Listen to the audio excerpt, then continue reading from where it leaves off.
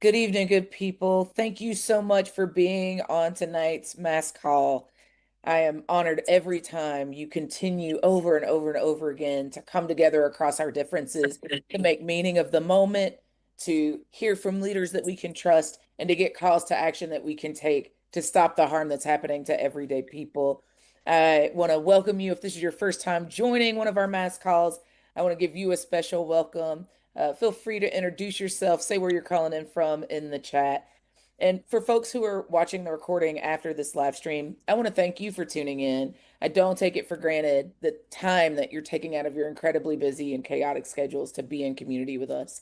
So thank you if you're a returning viewer, if you're a brand new viewer, if you're watching this later, we are glad that you are here. My name is Ashley Woodard Henderson. I'm going to be your MC for the evening. And while we're giving folks a second to tune in, to get their water and their snacks, settle in, maybe this could be a time where you text your friends, your loved ones, and tell them that it's an SOS. We need everybody on this mass call. This is an opportunity for you to post out on social media, tell folks that you are in the place to be. I want to also remind you that this is a public facing call. And where two or three are gathered, there might be a troll. I want to remind you that we can disagree with one another, but we will respect each other in this sacred space that we're creating together. So I'm going to remind you to be kind to each other today, to give grace to each other today, to meet each other where we're at today. Because I imagine you, like me, are coming with a whole lot of feelings. You might be exhausted, you might be pissed off, you might be grieving this end of democracy as some people have known it. And there is space enough in this sacred space that we're creating together for all of those feelings, while also being optimistic, hopeful, and determined to build a better place for all of us. Y'all, we've got folks coming into the call tonight. We see you joining. We see you introducing yourselves. Again, I want to remind you to text your friends, hit the group chats, send it to the listservs, an invitation to join us. Make sure you're spreading the good word. Tonight, we're going to be discussing the impact that communities like mine are already seeing as a result of this disastrous Calais decision by the Supreme Court to gut the Voting Rights Act. We're going to be joined by leaders at the forefront of protecting and defending our freedom to vote. Very first up, I have the beloved Barbara Ironwine coming to talk to us from the Transformative Justice Coalition. Barbara, I will toss it to you first. Thank you so much, Ashley. Thank you for everyone who's here tonight. Thank you for bringing your best attention, your best grace, your best commitment in this hour. I am Attorney Barbara Arnwine, the president and founder of the Transformative Justice Coalition and a good troublemaker.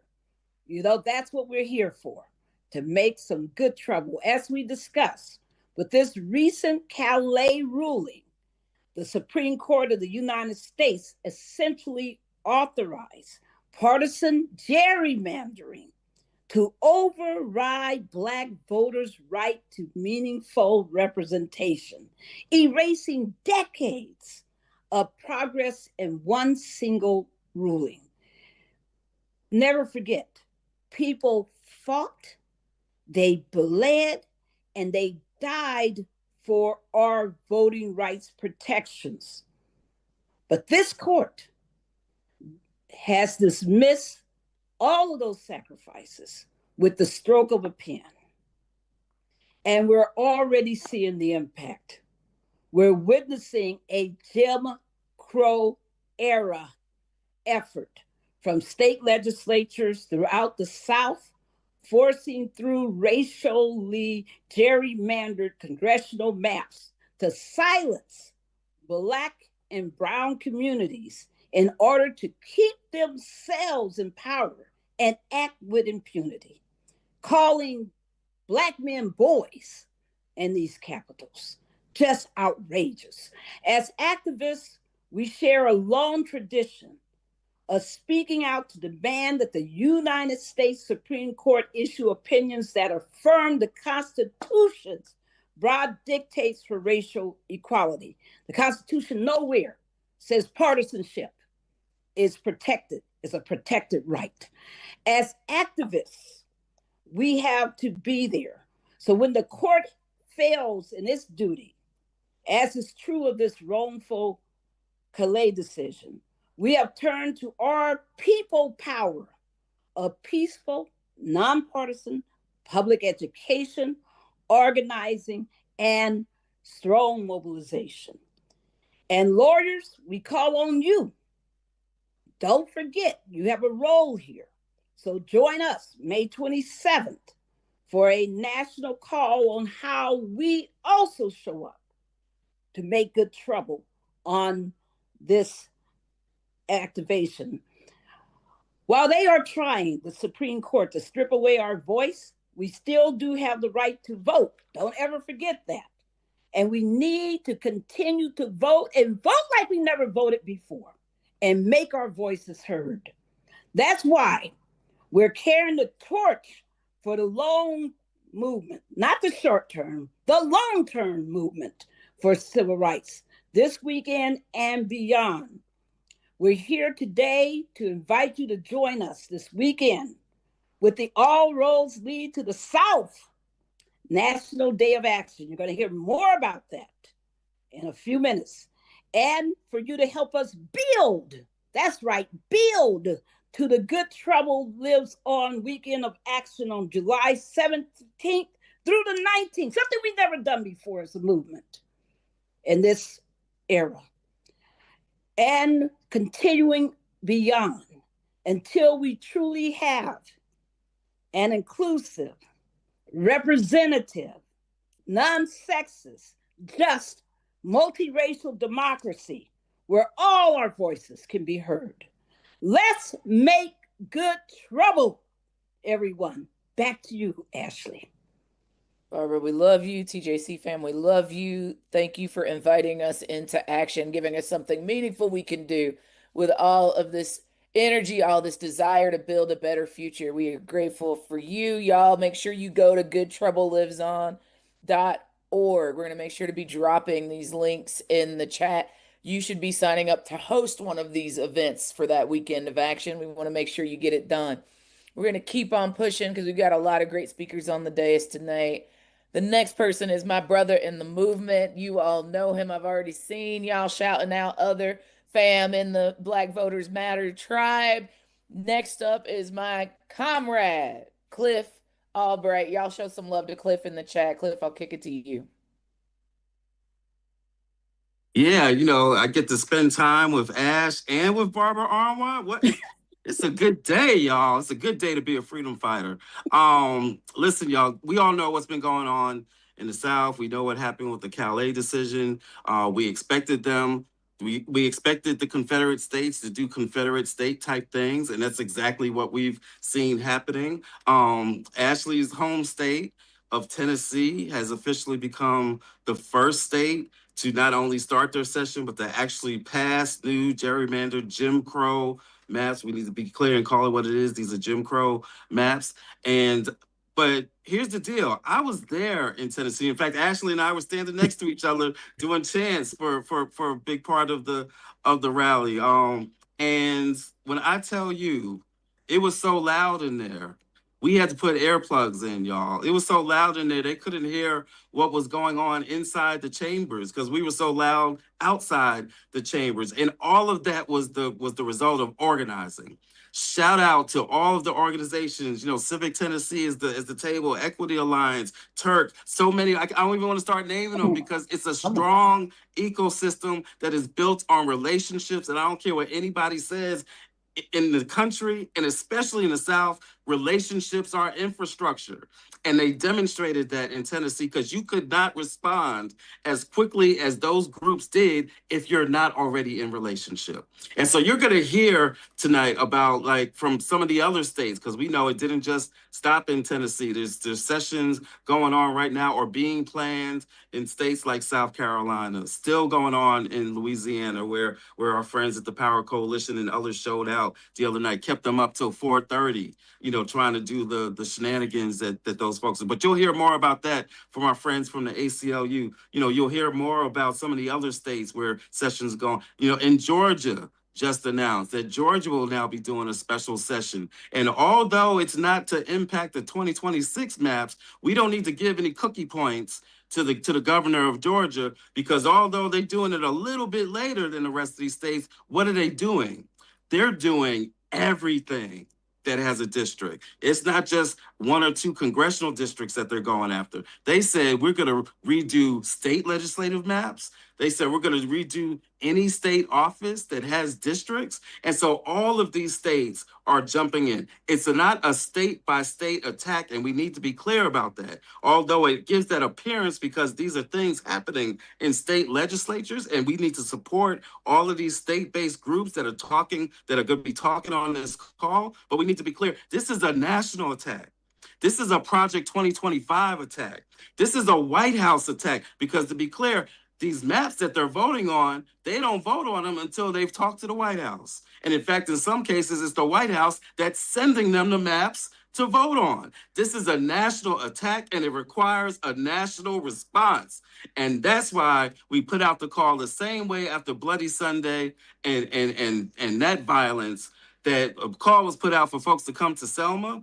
We are now putting out the call after the violence of Calais, after the violence that we're seeing in these states. We're putting out the call for people to come back to the South, come back to Montgomery with the Selma to Montgomery March, come back to the South, because at the end of the day, all roads lead through to the South. Right. And so we want folks to come to Montgomery, get on buses, organize your base, organize your list, organize your members, come on to Montgomery, especially if you're anywhere near the South, come on down. But even we got buses coming from Ohio, y'all. We got buses coming from all over. So come to Montgomery. But guess what? If you can't make it, there's still something for you to do, because you can organize an event right where you are. You can organize just like with No Kings, you can organize satellite events. They can be rallies. They can be dinners for democracy, right? Like our good friends, Democracy Forward do. They can be press conferences. They can be a lot of things, but it can't be anything until you go to the website, allroadsleadtothe-south.com. I think somebody's probably going to put it in the chat. Click on the links. If you need a ride from some states, there's some states where we're providing buses. You just got to go there, click on the link that says hop on the bus, and then we can get connected with you. If you're organizing a bus, then you can go on and click that link to say, I'm bringing a bus. Or if you just want to sign up, or if you just want to do your own satellite event. But go to the website, get connected. We'll send you all the resources that we have, because all of us have to be involved in this movement. And the last thing I'll say is, and it doesn't stop on Saturday. This is part of an ongoing call to action that's going to be taking place. Freedom Summer, Freedom Fall, call it what you want, but it's going to be a series of activations that all of you are involved in. And I'm so excited to be in this movement with everybody that's on this call. Thank y'all so much. Cliff, we love you. I will see you tomorrow. I need y'all hear my voice. It's because I was screaming in that Capitol with Cliff all week last week. I need y'all to go to allroadsleadtothe-south.com, and let me be so clear for my homies that are like, but what's the demand? What are we doing? Like, we're going to go to Alabama. We're going to march across the bridge. What's next? What's next? You already heard Cliff. We don't do nothing that don't have what's next, my friends. And if you think I'm about to be there and I give you a call to action when we there, you have definitely misremembered who I am on these mass calls. So I need you to come. If you want to hear what I think we should be doing next, I need you to be in Montgomery, because we're going to talk a little bit about it there. I need you to go to allroadsleadtothe-south.com. You can find a ride. You can put your event on the map if you're going to do a satellite action. We are so, so excited to see folks in the streets on Saturday.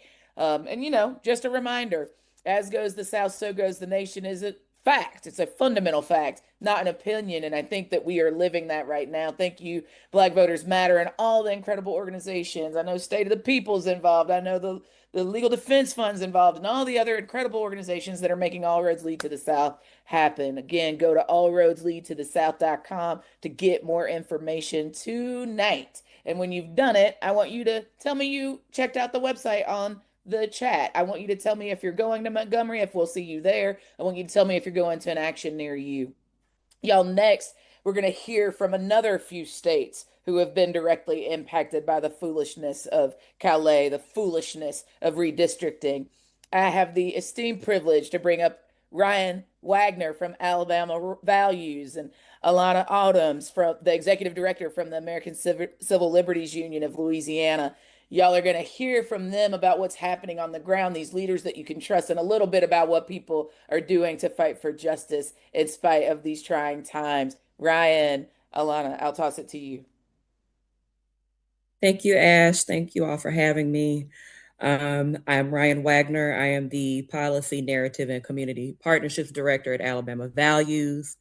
And I want to ground us for a bit in this moment around what's happening in Alabama, because this is bigger than lines on a map. This is about power. This is about representation. And this is about whether Black communities and communities of color will have meaningful voice in our democracy.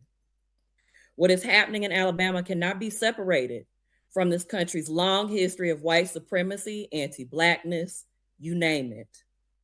During Jim Crow, Alabama used violence, poll taxes, literacy tests, white primaries, and the 1901 Constitution to disenfranchise Black voters and nearly eliminate Black office holding for decades. As a direct response to the brief but significant and audacity of Black people to want political representation and the gains we made during Reconstruction. These attacks on fair representation are not random.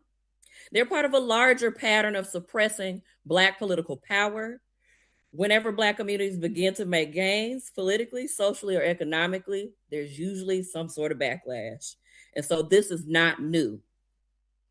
We are watching attempts to repackage voter suppression in a race-neutral framework, if you will, while producing the same anti-Black outcomes we have seen throughout American history. This is not new. This is what's old is new, and what's new is old again. The goal has always been the same: maintain political power by limiting the influence, representation, and collective power of Black communities. John Roberts' race-neutral colorblind framework is harmful because it treats race as if it doesn't shape our laws and our power and our infrastructure, which makes it harder to identify discrimination and harder to justify the remedies to fix it. Right now, Alabama lawmakers are trying to force through congressional maps that once again silence Black voters and voters of color and weaken Black political power. This is happening despite years of organizing, litigation, and clear evidence that Black Alabamians remain underrepresented in the political process. We have to remember that Alabama has already been at the center of one of the most important voting rights battles in modern history through Allen v. Milligan. In that case, the Supreme Court upheld Section 2 of the Voting Rights Act and affirmed that Alabama's maps likely violated federal law by diluting Black voting strength. That decision mattered because it reaffirmed that race cannot be ignored in a state with a long documented history of racial discrimination and terror, especially following the Reconstruction era. Where national representation, 16 African Americans served in Congress, including the first senators and representatives. Hiram Reeves, first Black senator, 1870. Blanche K. Bruce, first to serve a full term. Local Black power, over 600 Black individuals served in Southern state legislatures, and hundreds more held roles as sheriffs, mayors, and magistrates. Following the Compromise of 1877, the removal of federal troops, violent voter intimidation by white supremacists, and what we know now to be called Jim Crow laws eradicated those gains in Black political power in the South. But what we're witnessing now is an ongoing effort to work around the spirit of that ruling by neutralizing it. Instead of fully embracing fair representation, the state leadership continues to try and manipulate district lines in ways that preserve political power for a few while minimizing voices of Black communities and other communities of color. Alabama's leadership is attempting to bypass recent rulings by manipulating those district lines to preserve its powers and marginalize communities of color. We passed a whole Amendment 4 to stop this. But I guess it's do as I say and not as I do in the state of Alabama. Following the Calais decision, the legislature passed HB1 and SB1, sponsored by individuals who believe that racism is over. These bills established a winner-take-all special primaries for affected districts if current injunctions are lifted. Though I want to note The May 19, 2026 primaries remain unaffected and are still happening. I want to make that clear. Just as a reminder, Amendment 4 in Alabama requires that any legislation changing the conduct of a general election be enacted at least 6 months prior to the election to prevent mid-year redistricting and guess what? Election chaos. It prohibits changing election laws within 6 months of a general election. Well, what do we have here?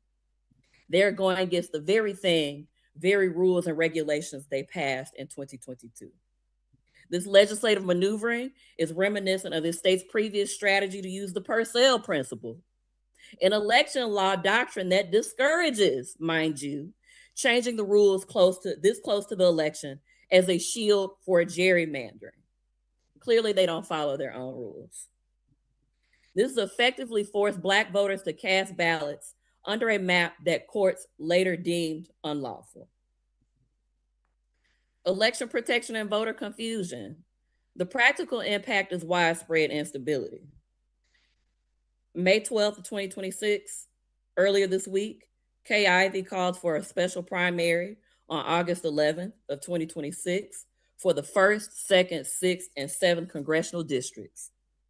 With obviously that won't impact May 19th primaries, but again, this will impact districts like those of Shamari Figures. This was a targeted attack on Black opportunity districts in the state, attacking our representation. And it also caused confusion, if I'm being perfectly honest, around what elections were happening when. Alabama Forward and our state election protection groups across Alabama have been working aggressively to combat misinformation and voter confusion. Since May 4th alone, Alabama's Fight for Fair Maps coordinated voter outreach efforts that included more than 40,740 text messages, over 5,025 phone calls. We've been working to voters across the state. More than 20 organizations have been engaged in phone banking efforts. 16 groups are participating in canvassing operations. 19 groups are supporting rapid response email campaigns, and 22 organizations are prepared and ready to go to support statewide text banking operations as needed. So we've been working. And from a communication standpoint and organizing perspective, Alabamians are not sitting quietly through this moment. In response, Alabama Values, the Solve Network, we launched the Fight for Fair Maps working group, toolkit, and resource hub with messaging guidance, public education resources, digital assets, state-specific updates to help communities make sense of this moment and take action. We encourage folks to visit the hub at www.fightforfairmapscontinues.org. Use the resources and share them with your communities.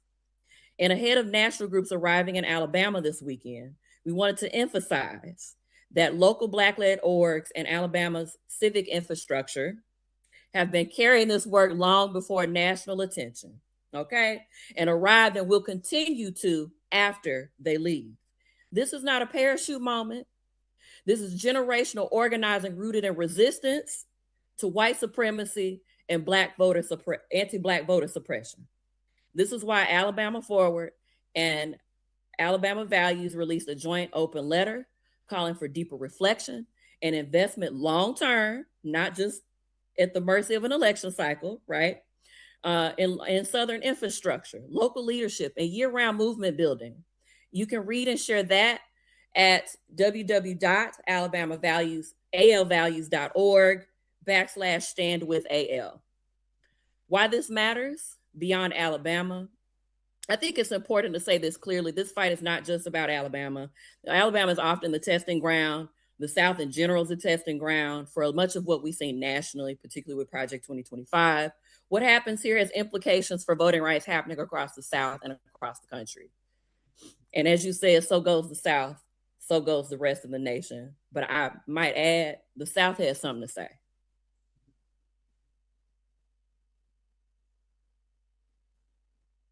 Awesome. Thank you, Ryan. Alana, we'll toss it to you next. Hey, okay. Thank you so much. Good evening, everyone. I feel so energized being with you tonight. And I love that history lesson that Ryan just gave us. She really set up the frame. And so what I'm going to do is I'm just going to walk right through that frame and let you know where I was and what I was doing on the morning of April 29th when this cowardly court issued this disgraceful opinion. I was in my kitchen. I was getting my daughter's lunch ready and prepared, and my phone started ringing. It rang once, and then it rang again, and then it rang again. And I realized on that morning, my heart sank because I thought about what I was doing on the morning of October 15th, 2025, which is my mother's 75th birthday. I was in the halls of the United States Supreme Court listening to the cowardly and to the discriminatory opinions of folks that look like you and me, but as we know, all skin folk ain't kinfolk.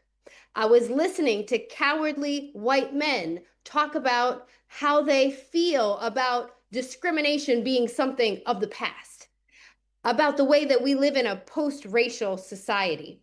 I was listening to people say that they think that we no longer need Section 2 and the seatbelt that it provided because we're doing just fine. And it's very hard to find evidence of discrimination, and we should all be celebrating. As a matter of fact, that's what this opinion actually said. We should be celebrating.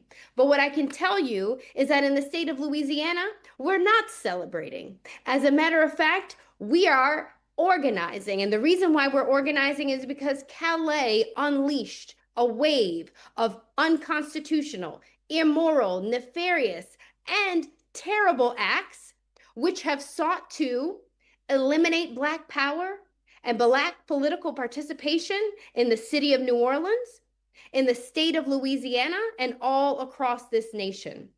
See, we had a governor who had the Project 2025 playbook before Trump rolled it out to the nation. And that governor has been attempting to eliminate and erase Black leadership in our state for over 2.5 years now. And that attack has looked like eliminating Black judges in the city of New Orleans, because we have more Black judges in our state than almost any other place in the country. And it's because of the Voting Rights Act. It's because of majority minority districts. I sat in a room this morning with 200 years of political experience, Black political leadership, 4 elected leaders, the former Chief Justice of our Louisiana Supreme Court, who spent 26 years on the Louisiana Supreme Court bench and served her last 10 as Chief Justice. Our former senators, and also Judge Dennis Bagneris, former city councilman John Singleton, and others who talked about the fact that their only way to break out of Jim Crow in the South in Louisiana, because they graduated from segregated schools, they drank from colored water fountains. The only way for them to break out of that and to actually be able to participate politically was through the Voting Rights Act and through the creation of majority minority districts. Each one of those people ran in majority minority districts. So when this court tells us that they don't need a remedy, and that the remedy of creating majority districts where Black people have the opportunity to vote for people who look like them, who have their interests at heart, who are going to the state houses and going to the courts and going to Congress to articulate what the needs of Black people are in the state of Louisiana, that is very real. That is a very real, very serious contention. And so I'm going to tell you what those 200 years of Black political experience told me this morning. They told me that organizing is the most important thing we can do. Why? Because we know we don't have the courts, the federal courts, the way that they once did. We know that the Supreme Court is operating like the mafia. That's what my former boss, Chief Justice Johnson, said. When you have a court that acts like the mafia and you have a president that's on the take, you can't trust the government. But you know that the power of the people are always greater than the people in power. So organizing is important, and organizing across our intergenerational groups. We have got to stop talking to each other and not having our children at these tables. Our children have to be with us when we do this work. If I'm blessed enough to join you in Montgomery this weekend, it will be with my daughter.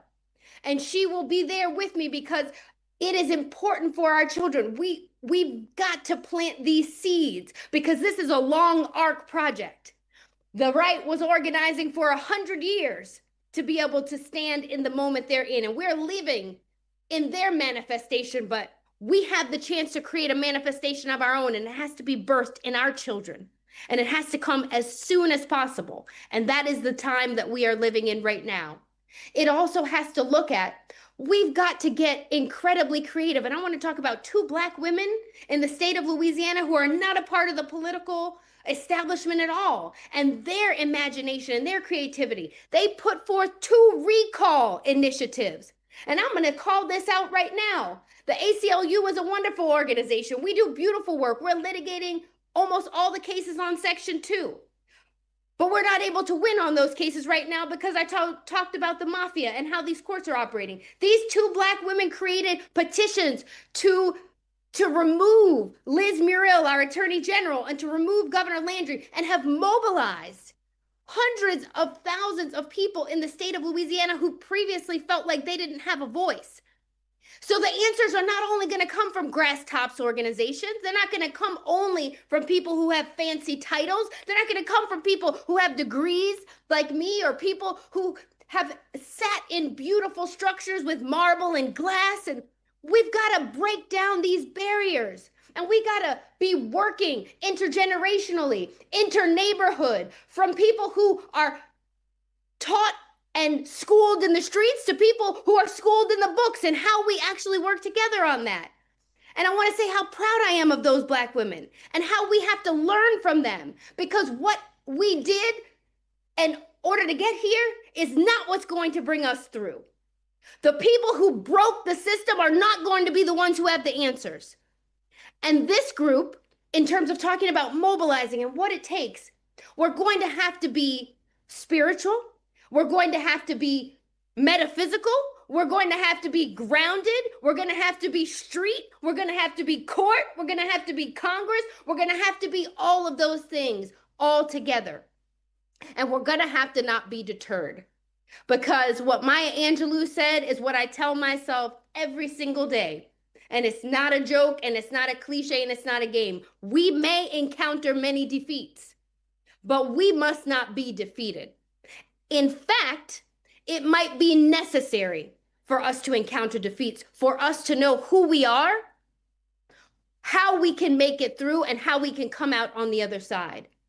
But for this governor trying to cancel an election and throw out thousands of votes, but for Calais striking down the crown jewel of the Voting Rights Act, we would not have had 2 Black women create a recall petition to potentially eliminate the bad actors that are doing this kind of foolishness in our government. And it may succeed, and I believe that it will. And so that is the kind of grassroots, that is the kind of ingenuity that we have to encourage and support and grow in our states. And we can't turn our backs on the power that we have inside of us. And when I say spiritual, our leadership comes from our lineage. I'll say it again. Our leadership comes from our lineage. When we look back and when we look inside, we have the answers that we need. We just have to be faithful to ourselves and to one another in this process as we're going through it. Thank you so much.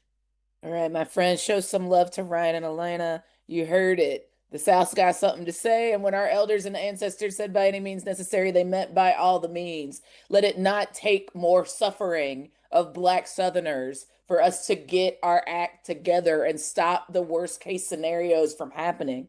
If you're confused about what the calls to action are, let me remind you.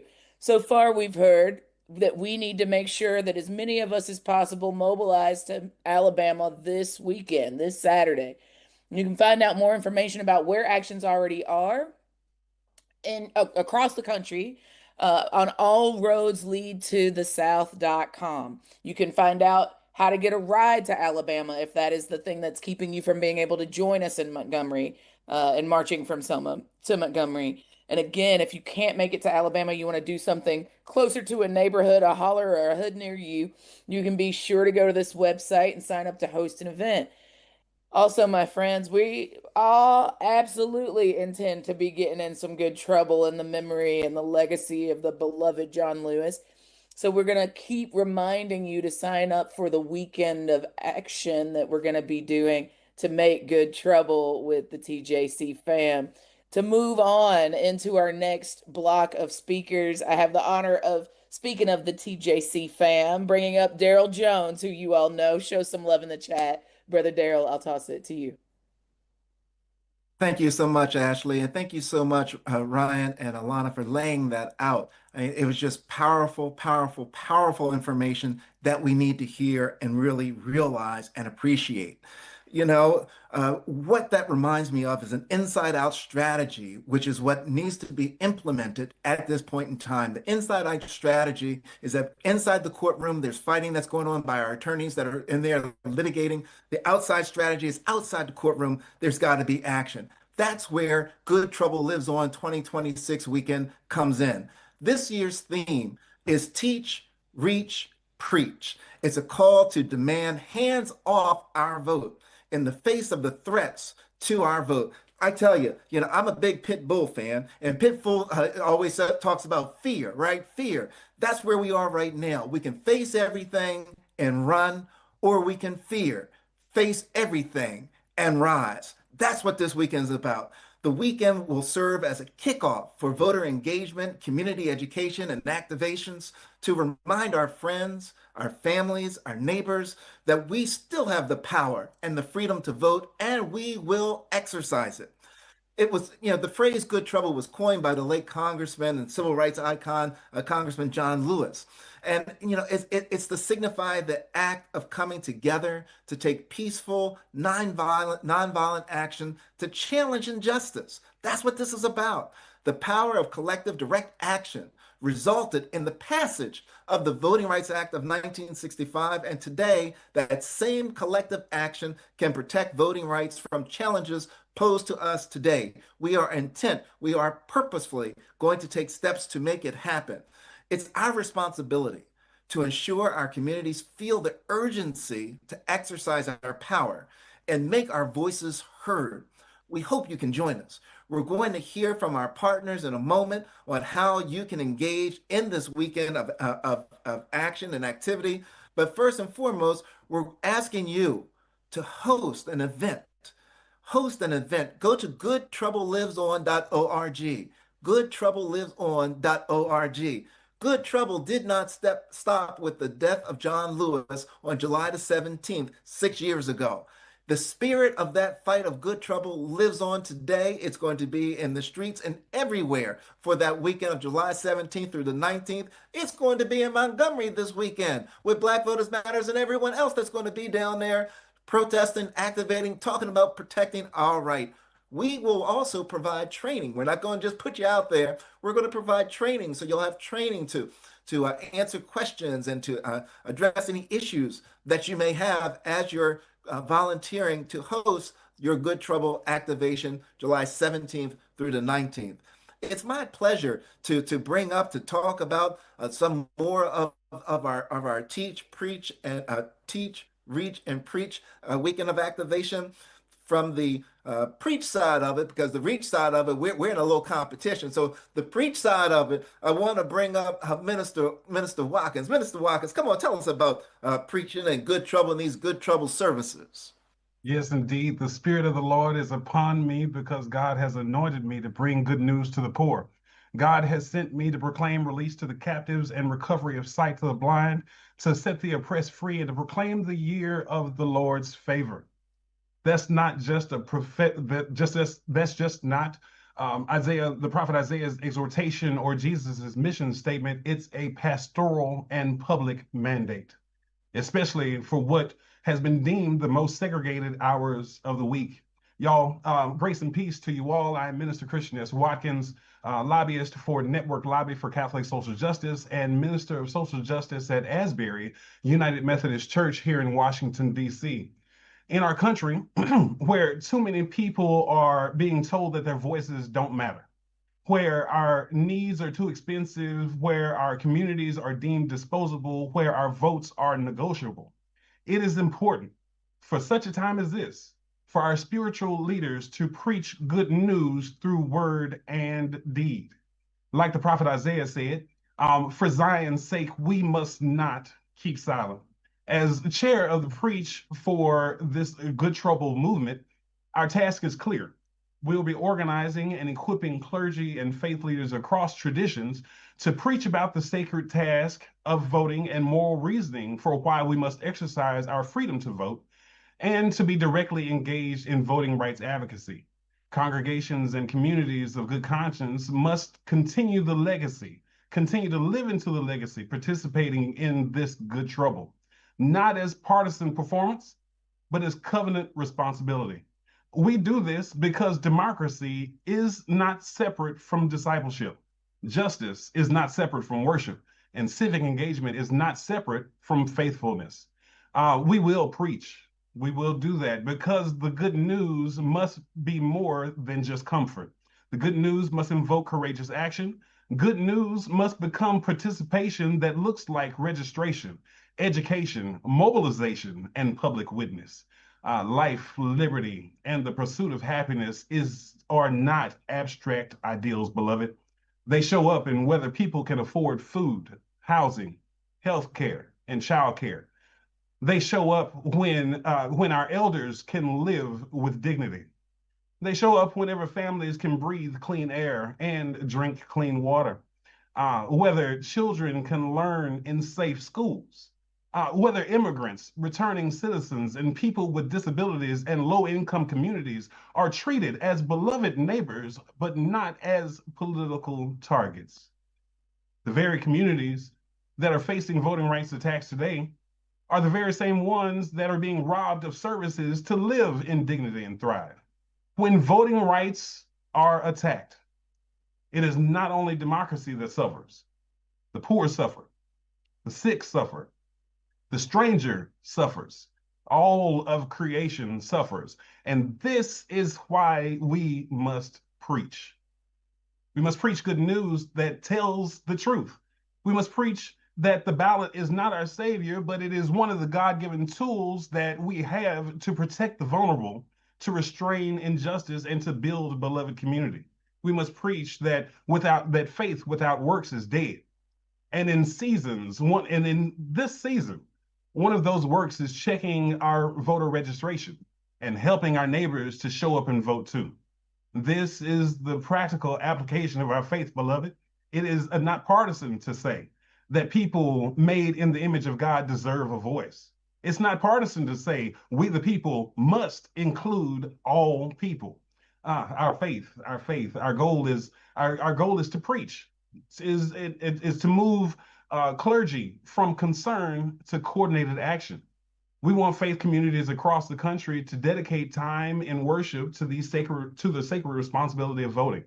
We will develop and coordinate resources across denominations and faith traditions for sermons, for prayers, for bulletin inserts, for voter registration drives, for teach-ins, and much more.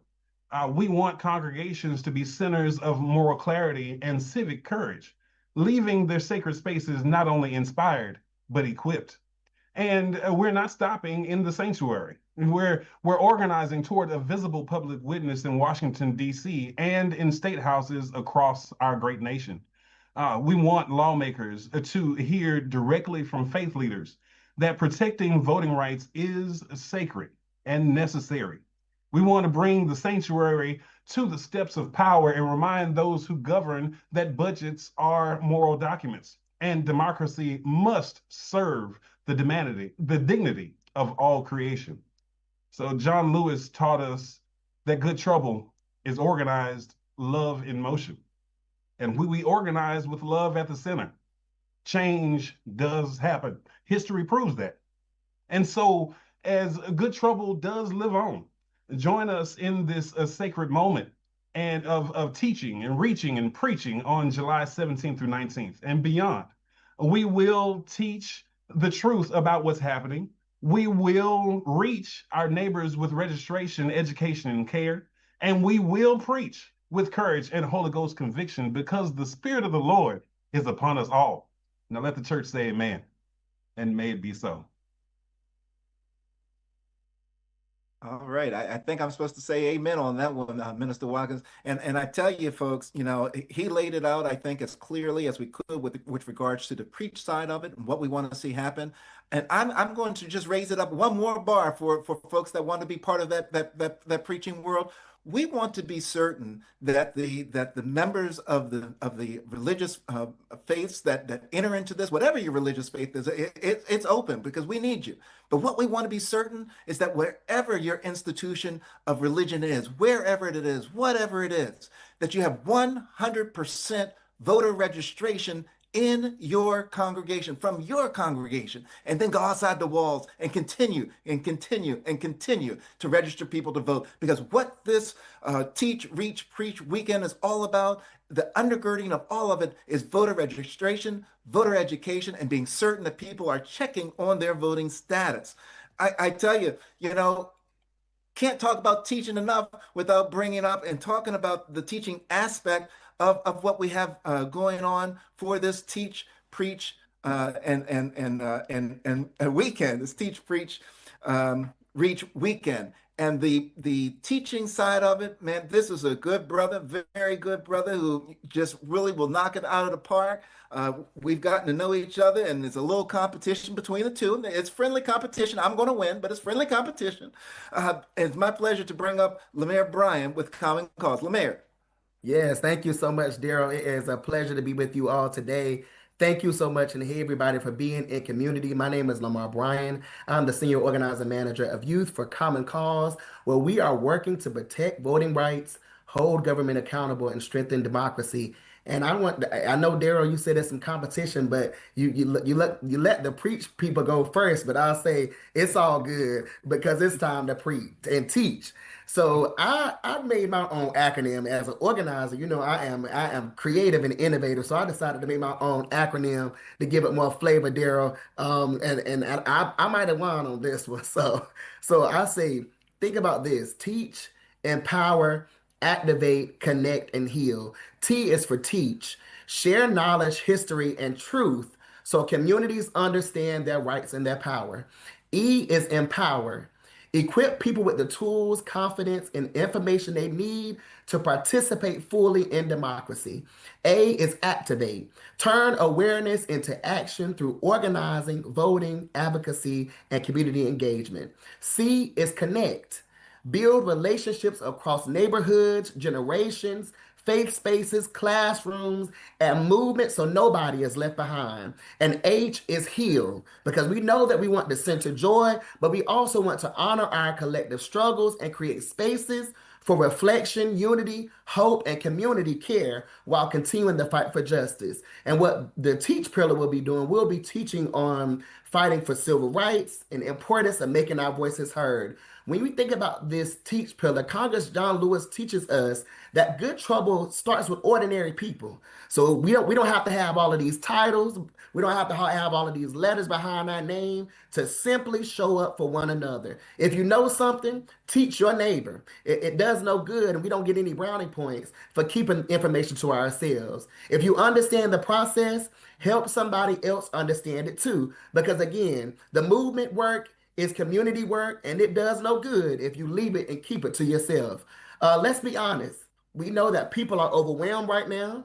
Folks are hearing about voting changes, new requirements, court decisions, and attacks on civic participation. And let me add, gas is higher probably than it's ever been.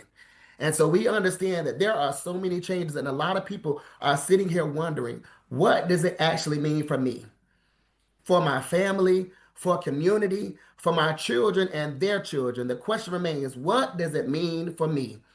And as I mentioned before, Congressman John Lewis talks about it not just being about the famous folks or those that have the money to buy what they want. It's about those people who have real needs. And the beautiful thing is that everybody can participate. We are not on this call telling you not to do this or that. We're telling you to do something. Maybe your teach looks like hosting a town hall. Maybe your teach might be hosting a teach-in or a Know Your Rights training. Maybe your teach might be going to your favorite church or a church down the street you have not been a part of yet. Being in your classroom, your radio station, your social media platform. While we're learning line dances, we can be learning our rights to vote. Maybe, it's organizing in community that looks like organizing in North Carolina, where I am right now in the beautiful city of Durham, Selma, Philadelphia, Atlanta, Texas, Mississippi, Louisiana. But I'm encouraging you to activate and organize all across this country. Maybe that may be a candlelight visual honoring John Lewis, while we're bringing people together to really educate them and activate them. There's no one way to teach, and the point of it is to really pass knowledge. And I'll close with this. Because when informed communities are educated, they are stronger. Prepared communities are harder to silence. And when people understand their rights, they are empowered to participate fully in our democracy. So let's start teaching people, because knowledge is power. And as I was taught when I was younger, and my siblings were taught, when we have power, and can't nobody take it away from us. So thank you all so much. Thank you, Lamar. We're gonna so much, keep Lamar. on Thank you so much. pushing. Thank you so much, Daryl. Thank you, Christian. We're gonna toss it directly to our next speaker, the beloved sister Jaleesa from the Declaration for American Democracy Coalition. Jaleesa, I'll toss it to you next. Thank you. Hey, everyone. I'm Jaleesa Giles, campaign coordinator at Declaration for American Democracy Coalition, and I am here to bring you the good news of how to sign up to host a Good Trouble Lives On Weekend of Action event. So if you go to goodtroubleliveson.org, you will see at the top, you can click on host an event. Then it'll take you to Mobilize, where you can insert all the information that's needed to create your events. Now, we are asking for you to do any event that you would like to do on the days.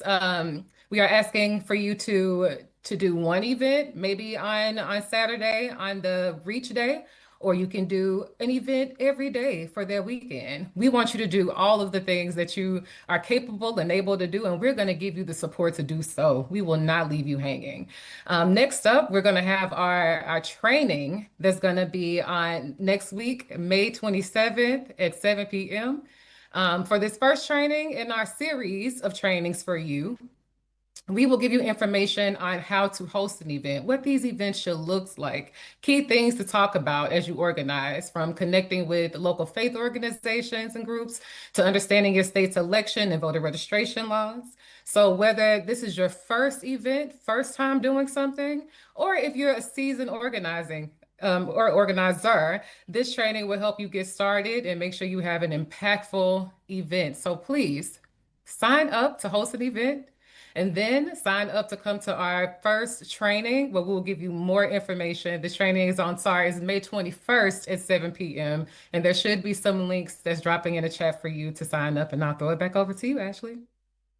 Lisa, thanks you for making sure that we actually know how the tech works so we can do this good troublemaking work. We appreciate you. Y'all, our finale, the grand finale, is someone who you know well. And so I'm so excited to toss it to my friend, my sister, my colleague, Leah Greenberg from Indivisible. Indivisible, y'all been in the chat all night. I need to see them hearts. I need to see the likes. I need y'all to show up and show out for your fearless leader. I need to see you dropping which individual chapter you represent. Leah, I will kick it to you. Thank you, Ash. It is such an honor to be here tonight with such an incredible group of leaders and visionaries. I'm here to talk about how we're collectively throwing in as No Kings, as Indivisible. If No Kings and what we've organized around over the last couple of years is about anything, it is about standing up for each other and standing up for our rights in the face of bigoted and anti-democratic governance. And there is no more fundamental right than the right to vote.